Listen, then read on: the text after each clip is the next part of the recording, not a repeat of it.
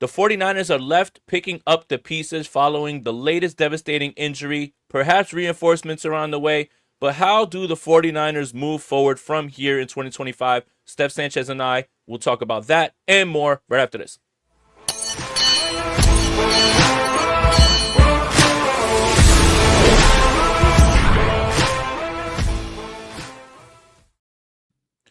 I'm Jason Aponte. That's Steph Sanchez. This is the Bully Ball Podcast on the Gold Standard Podcast Network, the only 49ers podcast that, you know what? I don't even have a good one, Steph. How you doing? Oh man, I was rooting for you. I was I like, know. how does he always come up with good ones on the spot? And he just No. not today. No. No, Not the stages of grief, following Sunday's game, the loss felt inconsequential to, what we saw, and obviously the loss of Fred Warner is devastating. But putting on the tape and watching the defensive tape today just made me more sad, and it just made me sad all over again. And I thought I had gotten over it. It's like you're just finishing a breakup and you're looking at that picture of you and your ex for some reason, and it just made you sad all over again. And all of a sudden, Frank Ocean's playing in the background, and it just now you're just really sad. So anyway, Steph, before we get into anything like that, how's your fantasy season going? My fantasy season is going great, Jay. Look at I that don't know smile on your about face. you, but I'm firmly in second place in Mm-hmm. our dynasty league. It's going Mhm. great for me. I got guys banged up, and Mhm. I'm still winning out here. So I'm like the Bucks, but yeah, it's going great for me. Must What be about you? nice. Must be nice. I am fully holding on to all of my draft picks, considering selling and getting ready for next season at 3-3. This team just doesn't have it. I feel like I've lost the locker room, but I am going to retool and rebuild moving forward. Obviously, this dynasty league that we're in is on sleeper, and the NFL season is here, which means you now have a chance to win 1,000 times your cash on daily fantasy football. Pick stats like touchdowns, passing yards, receiving yards, fantasy points, and more. Up to 1,000 times payout on Sleeper. Get your picks right and you could win big. And for a limited time only, new users will get a free $20 entry. And don't forget, if you use our promo code GSP, you'll get up to a $100 match on your first deposit. Terms and conditions apply. See Sleeper's terms of use for details. Currently operational in over 25 states. Check out Sleeper today. Love Sleeper. Steph, before we get into all the 49ers stuff, Sunday was a tough day, but a nice little message came across on one of the social media platforms. I think I downloaded TikTok for the first time in a while because I was trying to download a TikTok video. And someone said that they love our show and they believe that Bully Ball is the best show on the Gold Standard Podcast Network. And that made me feel a lot better, even though the 49ers had just lost. So shout out to her and thank you for the message. That really means a lot. I wanted to make sure I conveyed that on here with you, Steph. Not trying to say that we are the best, but it is nice when someone does say some nice words, because for the most part, people don't say nice words to us on social media. Speak for yourself, Jay. People love me. Oh, yeah? You started the Marcus Siegel stuff, pal.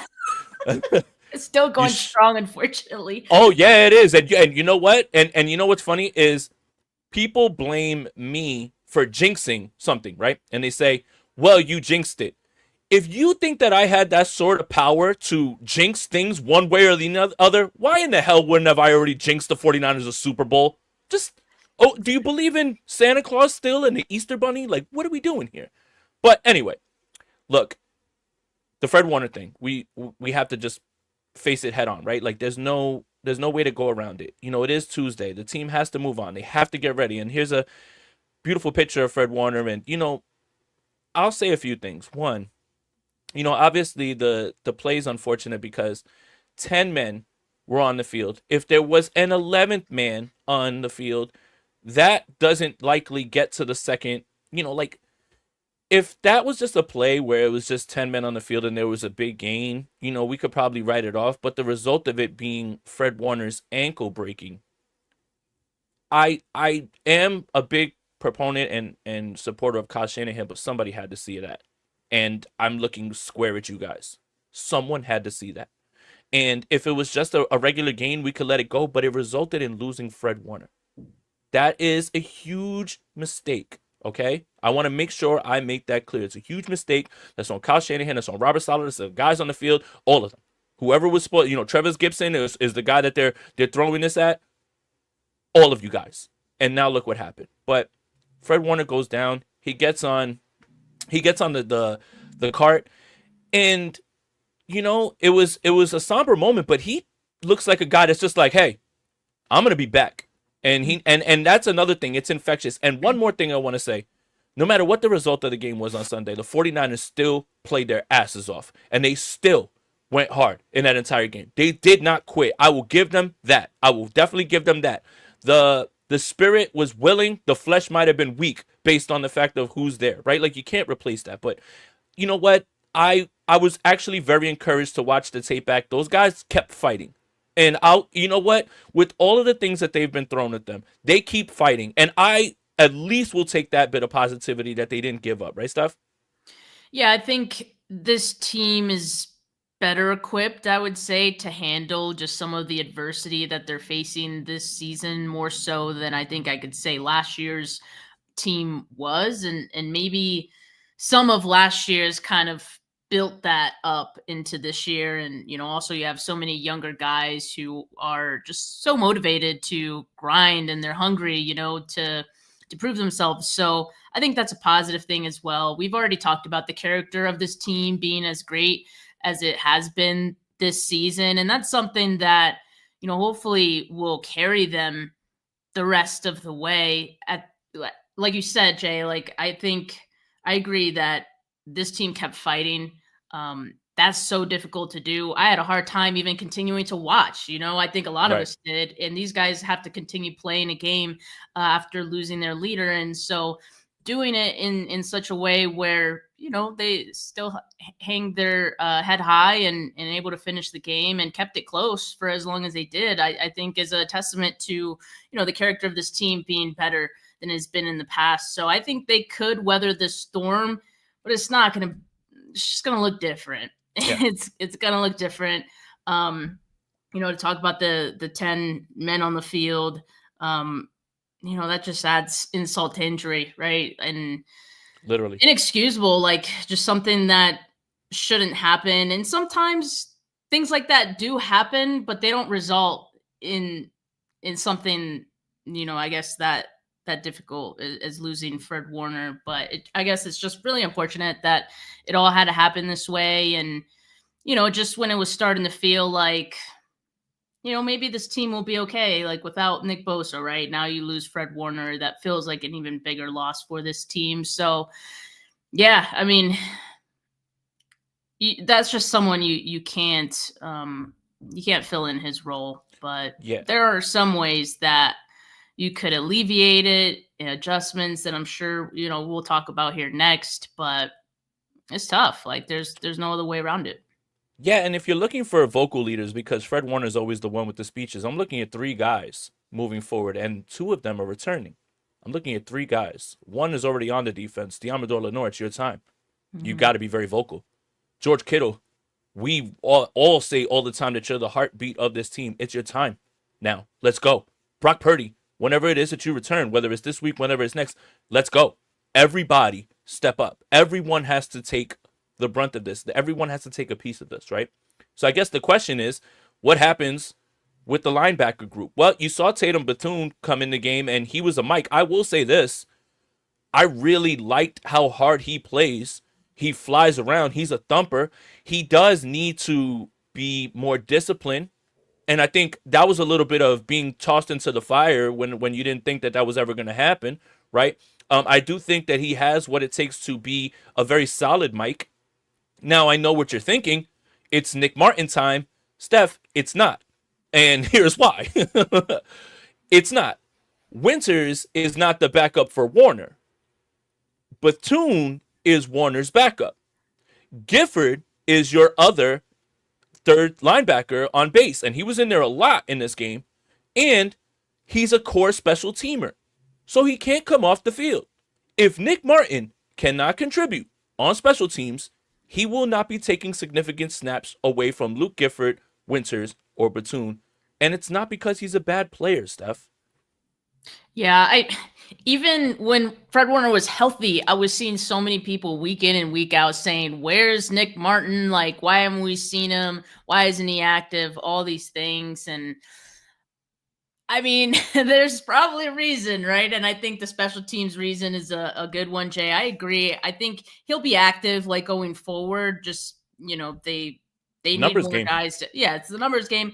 But he's not going to be playing significant snaps, or at least we wouldn't expect it. If he does, it means someone else got hurt, which probably not a good thing. But Please don't even say that. The yeah, I injury know. goblin, the Let me injury goblin. Look, knock the on wood. injury goblin is taking, and again, I'll give you back George Kittle, but I need to take Fred Warner from you, the I injury know goblin, what right? is Like, going just on. That is like that one joke of people saying that Christian McCaffrey's like harvesting everyone's I've health. seen that. It's like, geez, man.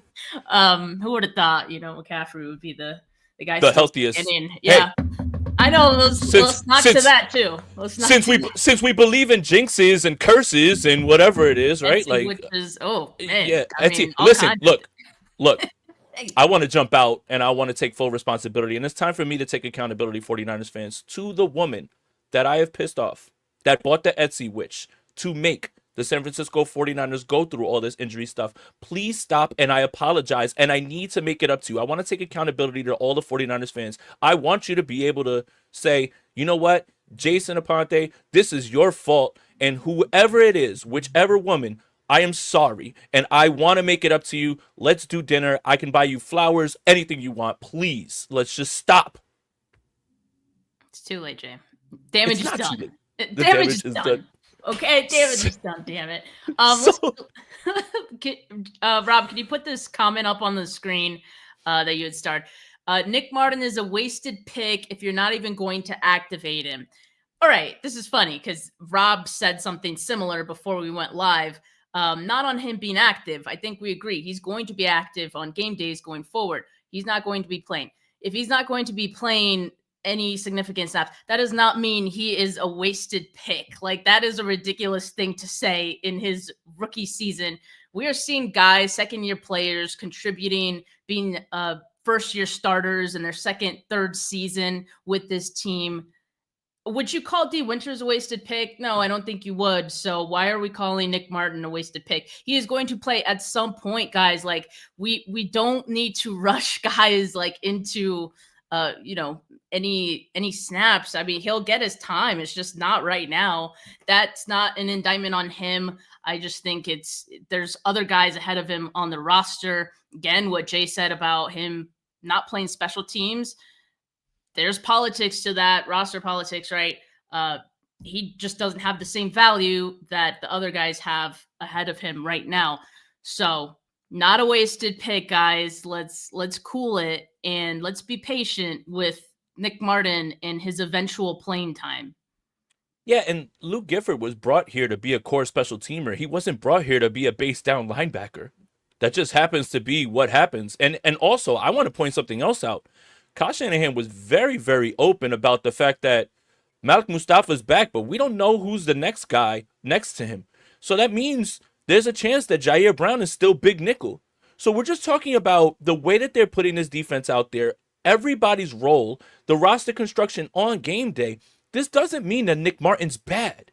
This does not mean that at all. How can we say that a player's bad when we haven't seen him? Now, you cannot remove a core special teamer when your special teamers are already shit. Rob, bleep it out. You're going to take away one of the guys that's actually really good, other than Sky Moore, making sure that he fields all the punts from the 5-yard line. Like, it's okay to wonder where he is. And I understand why people are asking, because every other single rookie's playing. Every other rookie's playing. It just happens to be the order that it's in. I wouldn't read too much into this other than this is what Luke Gifford was brought here for. They feel confident in him, and they want his veteran. They need stability right now, right? Like, they need to stabilize this defense in every single way that they can. And if that means a veteran guy who doesn't offer you more upside, but just is going to be steady instead of the ups and downs that could be with Nick Martin while taking away from special teams, then that's what it's going to be right now. Now, we can see if there's a calculated risk later on, Yeah. And that may change. This is very much a week to week league, as you can see. So I think right now it's hands off right now. Like let's just see. I don't think Nick Martin's a bad football player. I just don't. What's the role? And Niner Faithful Mhm. is Connor Colby a wasted pick because he's playing. Just kidding. Well, I mean, you know what? That's a good way to segue to what else is going on. So we could talk more about the defense, and we'll get to it. I think the Yeah. safety role, the safety thing, we should definitely spin the block on because Malik Mustafa was in and out, right? They're trying to ease him back in. I thought Jair Brown had a very good game. They didn't target him once. He didn't miss any tackles. He was very solid. I think we still see some of the issues with Siegel, but he's very good in run defense. So again, you can't take him off the field because you're already invested in him, in his confidence. So, but offensive line, I'm I'm scared to death right now about Dominic Pooney, and here's why I want. Well, not that I'm trying to encourage this, but no injury designation. And then Kyle Shanahan gets to the podium and he's like, he's working through injuries. Who's lying here? Is that even allowed? Is that even allowed? How can you, in one breath, put on the injury report that he has no injury designations but full practice the entire time and say he's working through something? Is that allowed? Like that's the thing. It's tough to really rag on the guy, but the reason that I'm so worried about Pooney is because he's not a 1 year guy.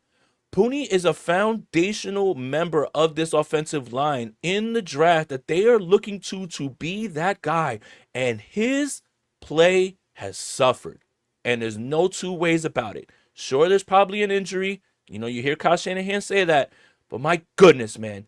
Vita Vea was taking all three of the interior offensive linemen to school. And he's very good. But I'm more worried about Dominic Pooney than anybody because Jake Brendel's going to be off this team next season and there'll be a new starter, at center.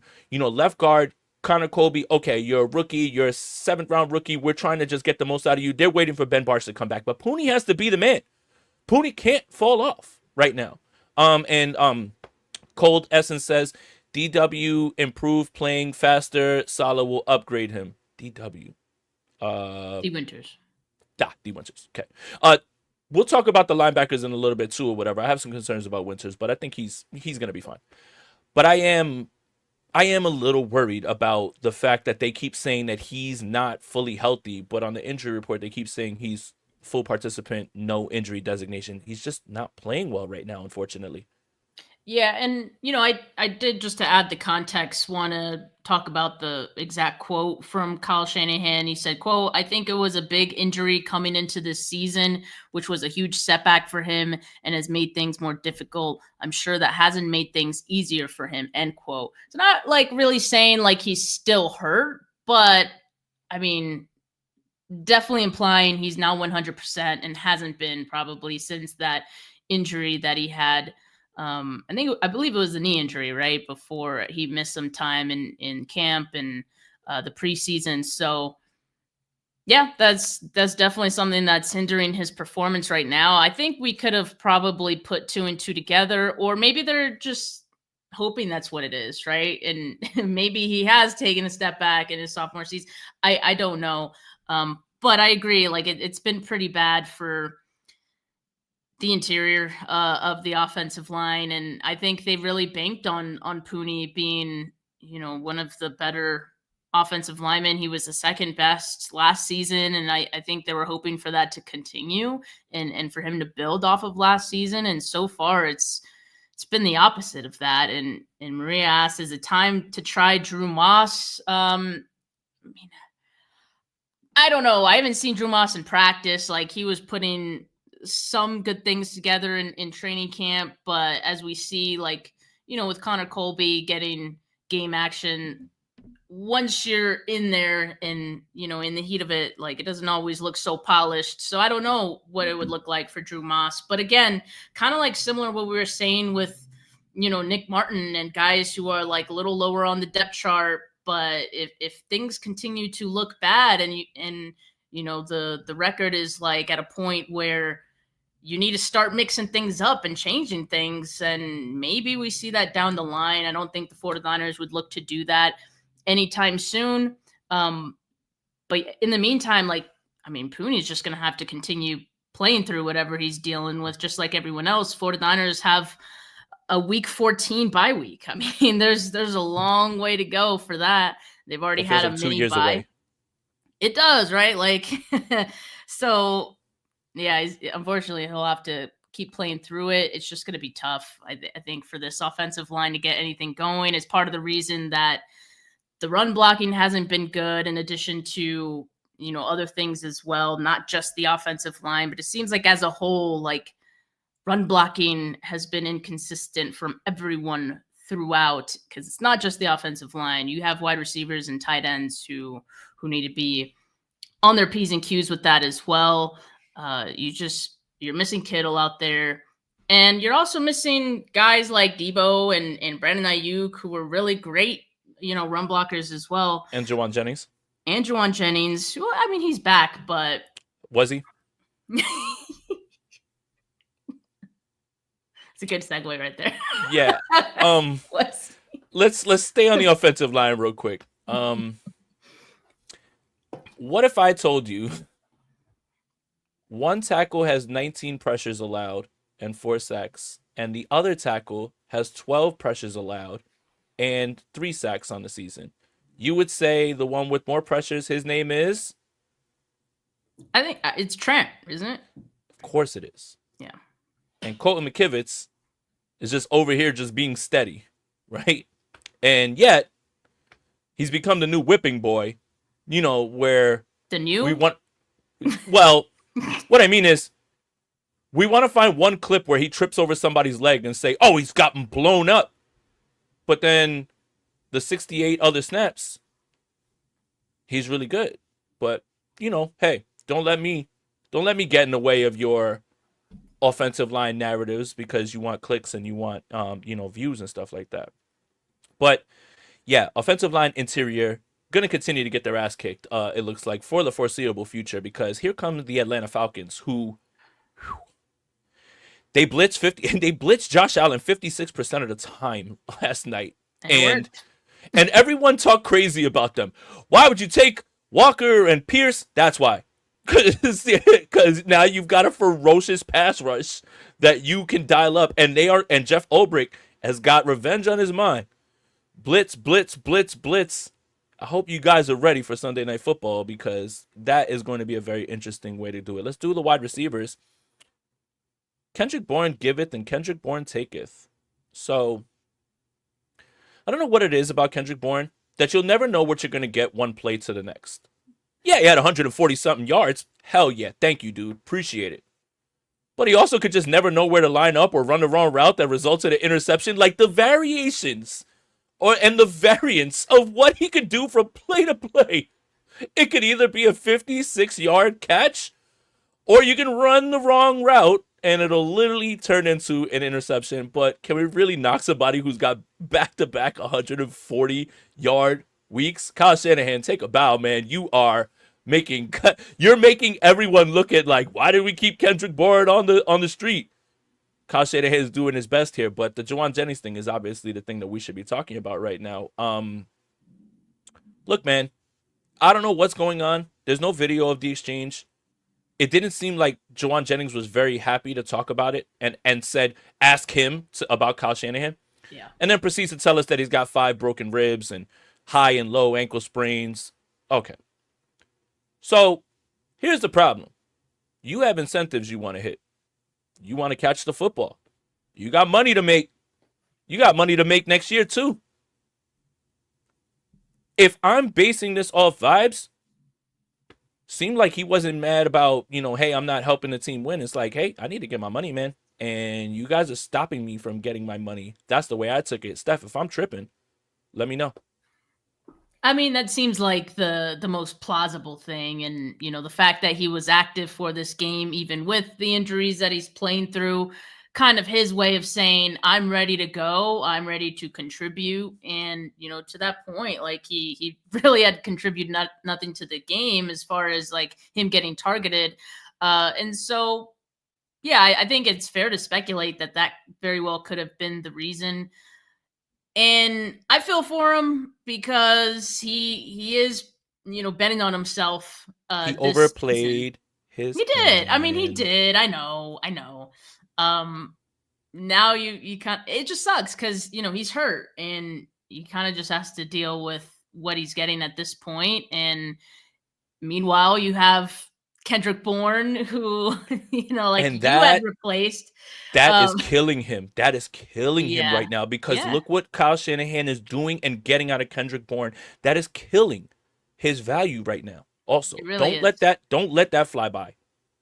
Oh, and that is a testament to Kyle Shanahan and just like I guess why they shouldn't have paid Juwan Jennings an extension to begin with. So I think the 49ers probably feel happy about that decision right now and happy with how it's playing out as far as Bourne and Jennings.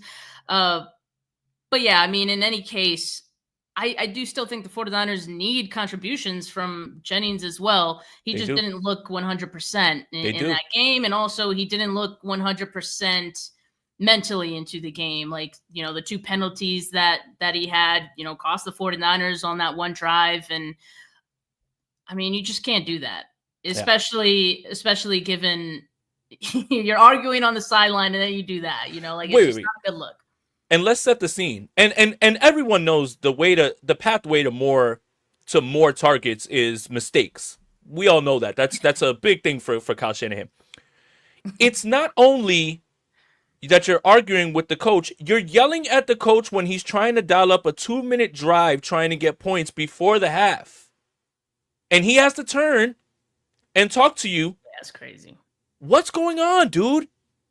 Talk about that in the locker room.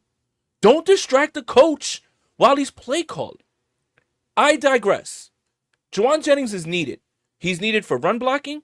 He's needed for those clutch third down moments. And when this offense, whenever this is, and I don't know why I keep saying this, whenever it gets healthy, he has to be that guy on third down. But I want to ask you something, and I want to put on a tinfoil hat. Now, I don't want to talk about what everybody was talking about Brandon Ayuk because it wasn't true. Let's Mhm. just say that. Okay, that's not true. Do you believe that he's frustrated with the 49ers not giving a specific time for him to come out there? And do you believe that the 49ers are allowing him to sit out the season so they can keep this mystery of is he going to bounce back, and they really don't want to have him out there because it could tank any potential trade value. Again, just throwing it out there, not saying I believe it, but it is a narrative that is out there and I think we should address it. Sure. And I mean, again, like it would definitely be speculating to say that, Brandon Ayuk is upset about them not putting a date on it yet. But I don't think they're wrong to not put a date on it just because look at the Jacob Cowing thing. They told us week 6 and he has Does he not even come is he back even on the yet. team Is he anymore? alive? Like, Is is he he on the team okay? anymore? Is Is he he okay? okay? Like, is he on the team Right. No, anymore? legitimately, is he okay? But you see how that you put a date on it doesn't happen, and we assume something's wrong, like something is amiss, right? And so I think it's okay for them to be a little more cautious with the Brandon Ayuk thing, especially because there's already so much speculation. Let's not, add more to it by putting a date on it and potentially being wrong, So I think they just want to be sure before giving a date. And Kyle, even recently this week when he spoke with the media, said like still looking at week 10. He's He's like not maybe looking at week 10. yeah, yeah. Um, I don't know if Brandon Ayuk would be upset about that. I do know that, and even from the 49ers standpoint, it would make sense for Brandon Ayuk to play at some point this season. I mean, any player wants to be back out there just to play, once they're healthy. And I think even from the 49ers standpoint, if they wanted to trade Brandon Ayuk, which I don't even hit that contract is no one's trading for that. Like it, Someone is. Yeah, someone is. Someone okay. could. Well, if But someone would, yeah, no, if someone would, I got to see what I'm trading for first. So Very fair. I And Brandon Ayuk you're needs to play. Like if the 49ers plan is to trade Brandon Ayuk next offseason, again, we're all speculating here, but if mhm. that's the case, you want him to play as well. So You're a smart GM, that's why.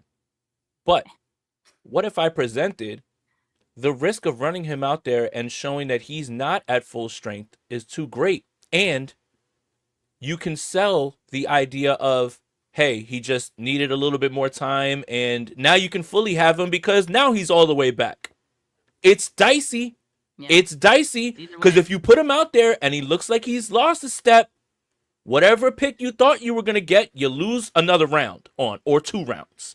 Now, if you have this air of mystery about Brandon Ayuk and you spin it as he just needed more time, and then say he's all the way back, then people are like, yeah, we'll have our medical staff check him out, but they haven't seen the decline in play. So it's twofold there. But again, this is all tinfoil hat stuff. Yeah. I want Brandon Ayuk to stay here. I think Brandon Ayuk is an incredible separator. I think that Brandon Ayuk has been unfairly treated by many people. And I think everybody's looking for any moment to pile on him. There is something strange about this entire situation, though. I just can't put my finger on it. I feel like that Dexter meme. I just can't. I just can't figure it out yet. Like I like it's the guy in the car. I just can't figure it out yet. But either way, maybe good news this week. Maybe Ricky Pearsall. Maybe Juwan Jennings is a little bit better. Kendrick Bourne looks very good and he looks very solid in his role. Demarcus Robinson has a drop, but they go right back to him and it's a nice little catch. Jake Tonjes has been good. Maybe George Kittle. So we're back to where we were in the offseason, Steph. The offense is going to need to carry the defense. It's funny. It goes all the way around. The offense is going to have to lift. The offense, and what a perfect week to do it against the number one passing defense in the NFL. Just put Josh Allen and the Bills in a blender.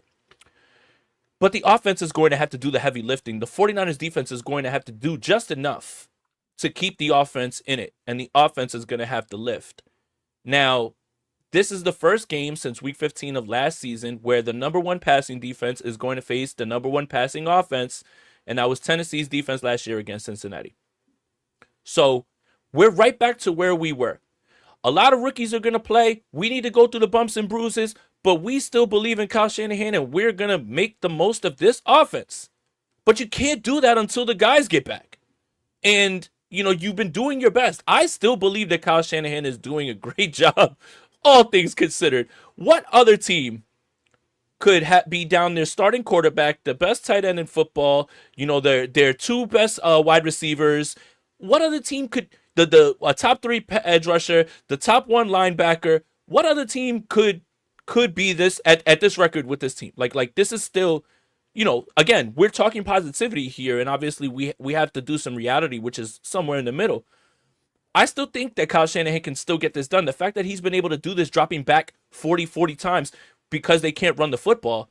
Yeah, one, you can yell at the running game, and obviously, man, we'd love to get that going, but it's one thing or the other, offensive line or a tackle, a tight end's missing a block, or a wide receiver's missing a block, or sometimes Christian McCaffrey's choosing the wrong hole. Pause. But we have to just make sure that we keep it down the middle, that this offense is going to have to be the way the 49ers go, like the way to lift the defense up. Yeah, Robert Saleh, you're going to have to do a lot, but Kyle Shanahan has got to be the offense, man. I'm that Bernie Sanders meme. I am once again asking this offense to score some damn points. And to this point, they've been okay, like given all the injuries, they've been putting up enough points to win games, right? And just not this past week. As of right now, they're averaging 20.8 points per game, which would be 24th. Not great. Atlanta's 27th, averaging 20. But like we just said, I think we're expecting this Atlanta offense to have an easier time against this 49ers defense. I will say, the Bills defense is not so great either. But no, they aren't. Just because of the fact that the 49ers are still very much in this adjustment phase of, moving on from life without Fred Warner, and they were just starting to adjust without having Nick Bosa, right? And I say adjust like very lightly because I mean they still had no pass rush. Like they weren't able to fix that. It was just that they were finding other ways, I guess, to make things work. But now it's going to be even more difficult, right? So I think the ask is that this offense, especially with the reinforcements coming back, you have to expect that they're going to have to carry this team going forward. And yes, like it was a couple of weeks ago that we said that once, and we said it at the start of the season too, and then the defense just kept surprising us, but like no more. Like I'm just not at a point where, even with Robert Saleh, like I will say this. I do think the defense, the 2025 defense, is in way better hands. I feel way more better about it than I did last year, right? I mean, there was a Even with janitor the calling injuries. plays last year. even with the injuries, I feel way better about this defense, and that says a lot, I think. But even still, you just need more from your offense, but I'm scared at the same time because we keep talking about this run game being non-existent. Will that improve at any point? Like I don't know. They're averaging 3.1 yards per carry this season, right? It's just not great. And I've been saying over and over, it's not sustainable. Like we know that. And yes, they've had success passing the football, but it's going to come to a head in this game, right? Like we kind of feel that against this Falcons defense. Primetime game again for them. I think the only advantage that the 49ers will have that, we can say right off the bat, right, is they have the rest advantage. The 49ers do. So, that's one thing. And they're traveling. Yeah, exactly. And I'm sure there's other matchups that we'll point to and be like, yeah, the 49ers have an advantage there. Certainly we're excited to have George Kittle back, possibly Brock Purdy back. We'll see if he practices tomorrow. I'm just worried, like, if Mac has to play another game, how many more hits could this guy take, dude? Oh my God. Like, and that run out of bounds, it looked like he was just trying to grind himself to a stop. And I was just like, oh, dude, like, please. Did not look clean at all. And I feel for him. Like, sometimes this offensive line is not doing him any favors. So you mentioned the Falcons defensive line. I was a fan of Jalen Walker coming out. Pierce is obviously great as well. So they're going to have their hands full once again. And I think it's going to be another game where Mac's going to have to throw the football a lot, and he's going to have to get the ball out very quickly, especially if the Falcons are going to be blitzing. I don't know if they'll blitz quite as much as 56%, but they will. You think so? I mean, they blitz close to 50% almost every single game. That wasn't even a game high. Like, that's just it. Ulbrich is just gonna send the house over and over and over, man. And they're fine with it because AJ Terrell has been clamps this season. He's been excellent covering receivers, and they're fine with it. D. Alfred is like they're fine with it. They'll take their chances because of the matchups they create with with their blitzing. That's not gonna stop. That is just who they are. That's their identity. I did want to talk about this. So the secondary, I feel a little bit better. I think Renardo Green has turned his season around. I think he looks very good. Again, we're talking positives here, and you can only get through that when you watch the tape, and Deommodore Norris is who he is. Sterling Shepard, makes that insane catch. By the way, Baker was really good. It'd be really cool if you guys could tackle him in the backfield on 3rd and 18. But hey, we'll talk about that a little bit later. Upton Stout, Marcus Siegel. We don't really know what's going on with Malik Mustafa because he didn't play much, but he wasn't targeted, didn't give up anything, so that's good. Same thing with Jair Brown, wasn't targeted. I just want to run down some numbers real quick, and if you watched any of the game yesterday, Drake London had about 143 yards at the half. And the thing is, and this is what makes him so effective, and you're going to know exactly where I'm going with this, is his splits between lining up outside and lining up inside in the slot. Week 1, 42 outside, slot 24. Week 2, 33 wide, 23 slot. Week 3, 44 wide, 13 slot. Week 4, 30 wide, 25 slot. Last night, 50, 18. Who am I talking about, Steph? Oh baby, Upton Stout, you better strap it up because you know that they're gonna come at you with Drake London, and they like to use him in that way. And it's not necessarily a slot guy. I want to make sure that it's deemed the slot, but it's more of a condensed split, and it's a little bit further out. But they are trying to put Upton Stout on an island out here, and it is going to be his biggest test. And if Penix can be kept clean, this is where I fear the 49ers are going to have trouble with this offense, besides the fact that Bijan Robinson is absolutely incredible. Yeah, I mean, I wouldn't be surprised if they tried to mix in Chase Lucas just to see if that's a better matchup. But, like, I mean, it's going to be a tough one regardless for the 49ers. It's just not a good situation. And yeah, I do expect that Penix is going to have a lot of time to throw, as we've seen most quarterbacks have since Nick Bosa has gone down. So yeah, the secondary is going to be in a tough spot. And we were talking about the safeties earlier. It just seems like they're still trying to figure that out. I know, obviously, like Mustafa wasn't getting the full share of snaps quite yet as they ease him back in. But even just that, like, using Jair Brown a little bit more, Siegel being in there, but also like not getting the full amount of snaps either. Like, I think they want to see who their best two are, right? And that'll come with time, but they're still going to be figuring that out in this game, and that's also scary because, again, you're talking about Drake London and Upton Stout, who's probably going to need some help. So we'll see, I guess, how it unfolds. I think the biggest thing I am worried about, though, is the run game, because that's what's going to suffer even more now that Fred Warner isn't out there. I mean, if your guys on the line weren't getting it or getting those tackles, leaving gaps open, Fred Warner was plugging that up. Like, there's no question about it. And now you don't have that. Look, I like what D Winters is doing. I think, Tatum Bethune looks pretty good as well. Like, I think he filled in admirably. Could only imagine he'll get better as the season progresses. And a full week to prepare. Yeah. But none of these guys are Fred Warner. So I'm just like, and as last week's game went on, I think something just kind of wore on them. Like, the tackling started to falter as the game went on.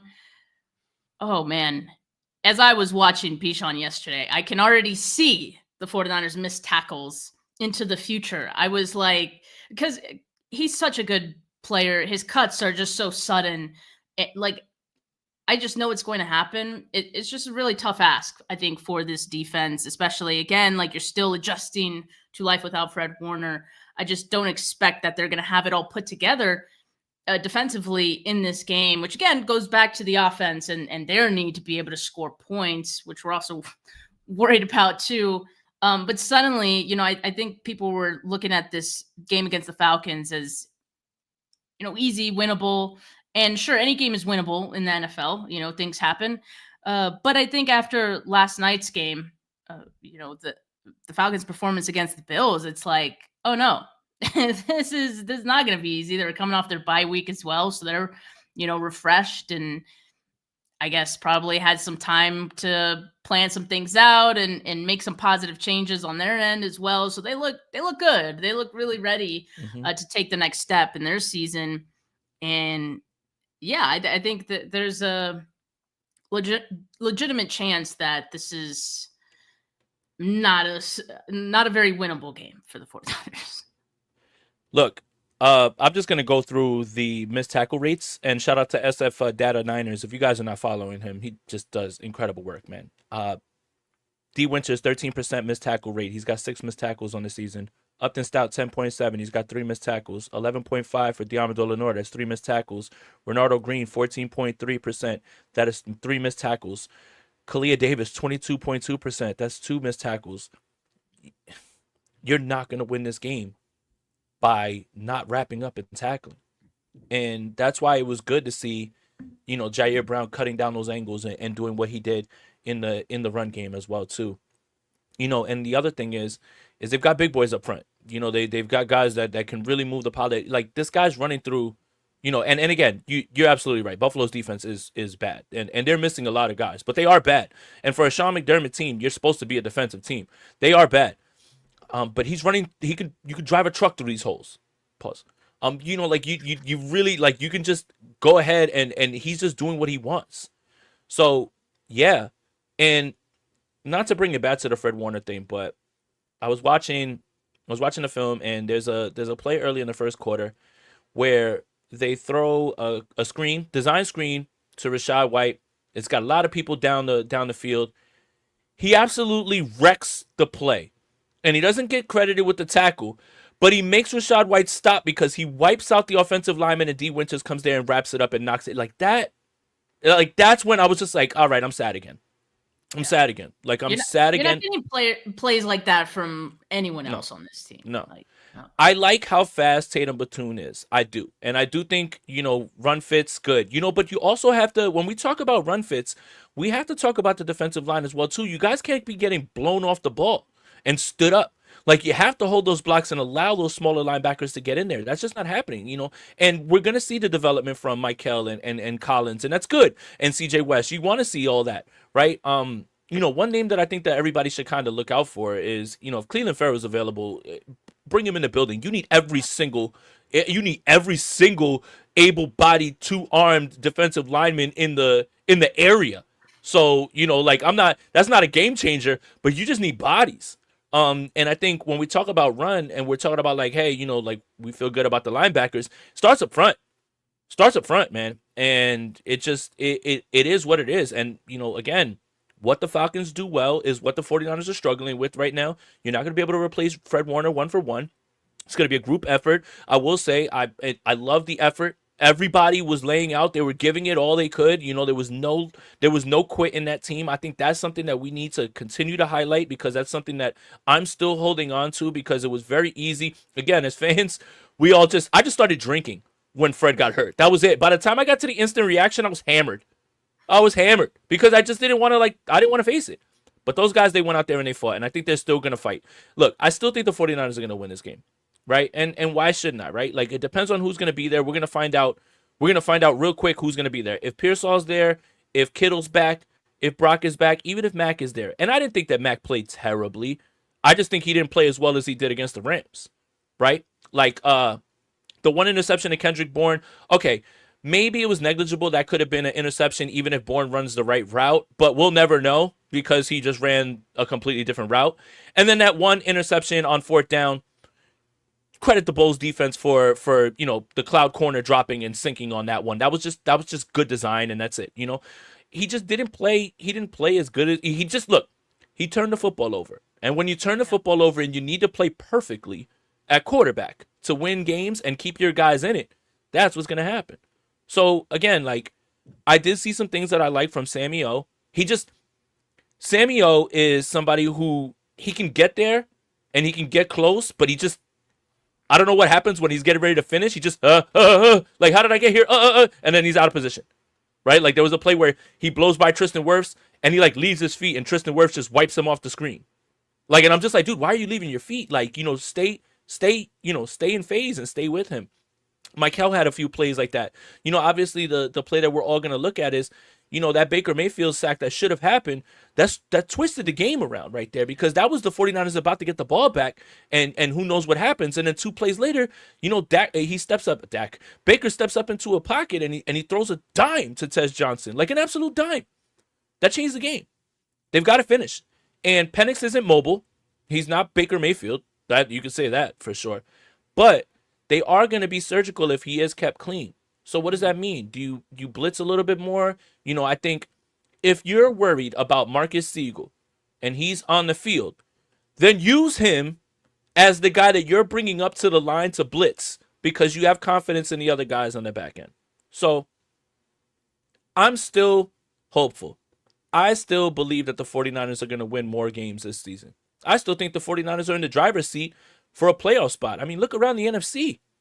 Who exactly are we afraid of right now at this point? I mean, we're afraid because of who we don't have, but the Lions lost to the Chiefs. The Eagles lose to the Giants. The Packers tied with the Cowboys. Like, there's no runaway teams. Washington's in deep trouble right now. They're 3-3, and their schedule does not get easier. You know, the teams that you're worried about are the teams in your own division. Seattle keeps winning, and we'll see how they do this week on Thursday against Houston. The Rams keep winning, but the Rams keep getting gifted banged up team after banged up team. And I'm not knocking them. That's what the schedule is. But how do you go from having the San Francisco 49ers and then the Baltimore Ravens in back-to-back weeks? And now the Jaguars in London aren't going to have Devin Lloyd, who's been playing out of his mind. They're not going to have Puka Nacua either, it sounds like. So it's starting to level out. But man, they're getting lucky. So you look around the NFC and you kind of just say, we have to hold steady. That's it. You can't let this season go around the tubes, and you can't let the season go down the drain, right? Like, you still at this point are in good position. A lot of teams would kill to be 4-2. It's just how the 49ers got to 4-2 that makes it so hard. And by the way, you talked about Christian McCaffrey. Christian McCaffrey is on pace for the hardest 100-yard scrimmage games in the history of the NFL, back to back to back to back to back. I don't know how he's doing it. It doesn't look easy, but he's doing it. So, it is what it is at this point. The 49ers just have to stick with it. And they have the coaching, they have the culture, they have the guys that are going to continue to compete. They're just going to have to get more from players that they didn't expect to, a la their rookies and their second-year players. Yeah, you're definitely not in a position to punt your season this early when you're sitting at 4-2. I mean, yeah, it looks grim, and I saw Drew Brees had the 49ers in his top 5 power rankings. I don't know if I'd quite do that. CTE? Does he know? Does he know? Does he know? I don't know if I'd put him in the top 5, but this is still a team that could compete. I mean, again, like, just the fact that they were able to keep this game as close as they did, till the end there, I think says a lot. They're going to keep fighting. And from our perspective, I think we'll find some entertainment and something to cheer for. That's maybe a little bit different than what it was like a few weeks ago.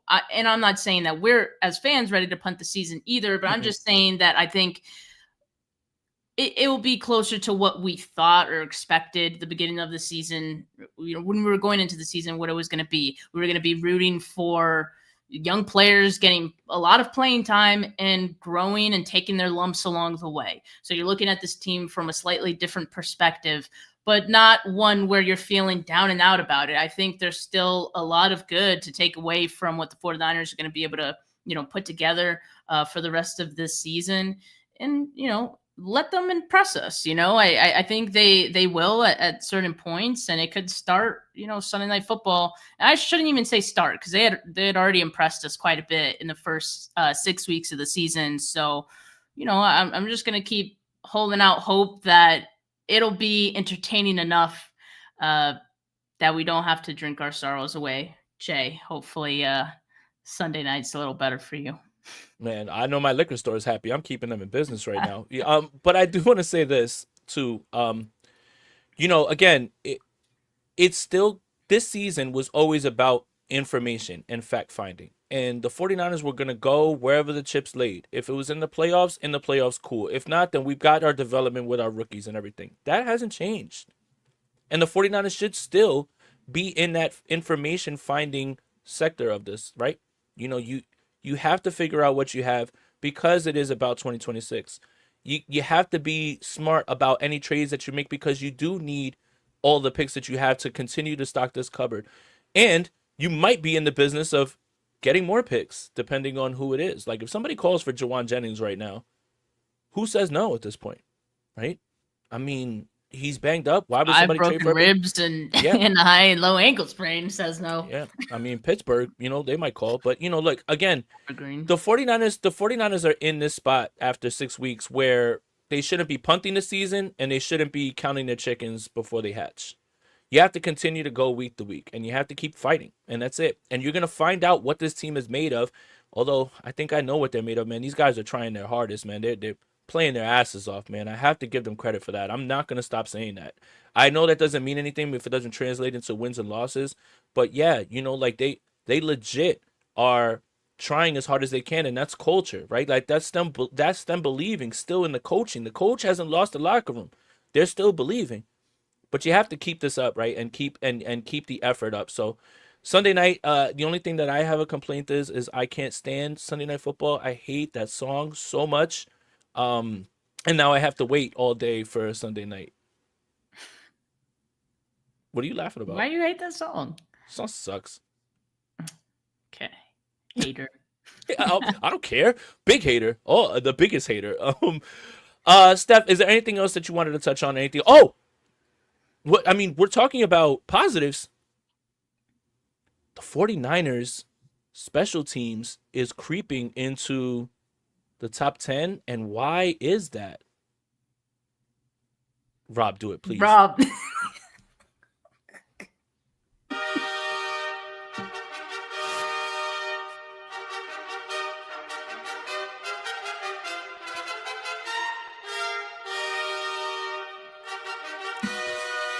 Did it get longer again? It's the kicker unemployed one. Kicked his ass off. Thought he kicked his ass off. Um, no, seriously, the 49ers are a top 10 special teams unit, and that has a lot to do with their specialists. And that, just because Sky Moore is brain dead doesn't mean that everybody else isn't doing what they're supposed to on special teams. And Eddie Dinero Pinheiro is a big reason for that, man. He's nails, man. So, yeah. No, it legit might be the only reason, Jay, because if Sky Moore is Respect Thomas Morstead. he's no McDonald. Did you know? Oh, Pat O'Donnell, the GOAT, by the way. Shout out there. Yo, but did you know that Thomas Morstead has reached 20 miles an hour more running than Christian McCaffrey? Wow. Stop playing with my punter. On today's CMC has lost his burst. Stop playing with my punter. Crazy. I don't know where you found that stat, but that's a good nugget. Well, Christian McCaffrey was asked about it because it is a stat, right? The next gen. So the people in the booth in the press box, they have next gen stats that we don't have that update play after play. And Thomas Morstead hit 20 miles an hour running down on a punt. And they asked Christian McCaffrey about it, and they said, "Hey, you haven't hit 20 on any run yet this season." And he's like, "Oh, that's not good." That's crazy. Jesse says, Kyle is a top 10 special teams unit. Hell is freezing over. It's opposite land, and it's cats and dogs living together, mass hysteria. All of a sudden, the special teams unit is the better of the three phases. You can't make this up, man. You really can't. But look, at the end of the day, there's all you can do is just, like, I think I've talked through it. I'm done with the Fred Warner stuff. I want him to, be healthy and everything. And by the way, if we want to get crazy, 3 months puts him on track for the divisional round. So just keep that in mind, Fred Warner. Just keep that in mind. If we, we'll get there when we get there. But this team just has to continue to fact find and figure things out, right? Like, and figure out what they have. And they have to find a way to generate better pass rush, man. They just do. And I do think that it's there, but the sum of the parts at times is, when you have all these guys that are run stuffers and then you're asking them to be pass rushers now. I think that's another thing that we have to, Jordan Elliott's not going to rush the passer. Kalia Davis is, fine rushing the passer. Mykel's got to be an edge setter, right? But Alfred Collins, CJ West, not pass rushers, right? Like, you're asking them, you're asking your plumber to fix your roof. And that's just where they are with who they have, up on the defensive line. But it is up to Robert Saleh to figure that out. And I do think that, they are in better hands because it's obviously better than Nick Sorensen. But, they just have to move forward. That's it. And from what I saw, with my eyes, this team didn't quit. And I think that's important. That's the thing that I'm going to keep hanging my hat on, is that they're still going ahead. They're still going ahead and trying their best at this point. So, yeah. Suddenly, you have to elevate your game even further. And so I think that's hopefully what we see in these coming weeks. And again, I think we'll learn a lot about this team going forward, and hopefully it'll still be entertaining for us to watch. I think it will be, though. Yeah, I think so too. I think Sunday night should be a fun game. I mean, Atlanta has guys, it's a good test to figure out where the secondary is. Just, I'm just very interested to see what this game plan is. Obviously the 49ers are a big cover 3, cover 4 team. That's kind of what they were running, and Baker was hitting them underneath in this game. But I do wonder if they start to run a little bit more cover 1, because that's how you can bracket. If you're trying to bracket Drake London, who knows if Darnell Mooney's going to play in this game. You want to make somebody else beat you. Like, you just can't let you can't let Drake London go crazy for 140 yards in the first half. Like, it's just, what are you going to do to change things? So it's going to be interesting. I think Robert Saleh's, he's got it. I know we asked him to work miracles on us, but I don't think we meant all this, when it comes to this. So anyway, that'll do it for this episode of Bully Ball on the Gold Standard Podcast Network. Thank you guys for tuning in. Make sure you like this video, subscribe to the YouTube channel, subscribe to the Gold Standard Podcast Network wherever you get your audio podcasts. Make sure you follow Steph on Twitter at Steph49K. Make sure you follow me on Twitter at JasonAponte2103. We both have YouTube channels, so you might want to check those out too. And so make sure you subscribe to that as well. But Steph, it was good to see you again. Your hair looks amazing. And I just want to say, guys, it's okay. And the 49ers are going to keep trying. Please, I know, I'm over it now. It's Tuesday. Let's go. We're going to move forward here. So as always, let's go Niners. Peace.